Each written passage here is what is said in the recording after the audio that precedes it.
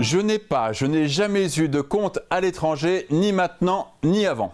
Voici les mots que Jérôme Cahuzac soutenait devant la France entière et le Parlement en décembre dernier concernant l'appartenance d'un compte illégal en Suisse. Ce même Jérôme Cahuzac, après avoir démissionné du gouvernement il y a une dizaine de jours, fait volte-face et à la grande stupeur générale avoue être en possession d'un compte à l'étranger qui servirait de blanchisserie.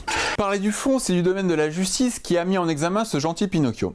Il faut s'intéresser à la forme de cette affaire qui est vraisemblablement surprenante pour notre gouvernement et surtout pour notre cher président de la République qui nomme des ministres sans savoir qui ils sont vraiment. Il y a 11 mois, François Hollande avait un programme de campagne « Moi, président », composé de 60 promesses. Il souhaitait une République exemplaire et une politique irréprochable. Eh bien, à ce jour, quasiment aucune de ces promesses n'a été tenue, sauf une qui passera comme un accouchement douloureux. On se doute qu'en politique, le gagnant c'est celui qui fait le plus de promesses mais qui ne les tient pas. Normal.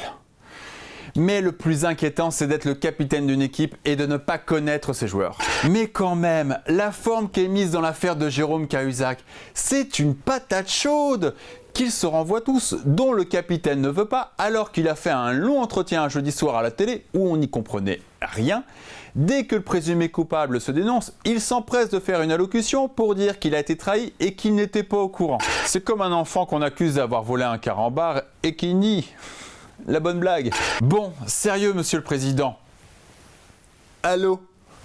Gouverner un pays, ce n'est pas un jeu. Tout le monde est au courant de la conjoncture, on ne la découvre pas. On ne nomme pas des hommes qu'on ne connaît soi-disant pas pour essayer de nous sortir de cette situation. Alors un bon conseil, prenez les meilleurs d'entre vous pour nous gouverner.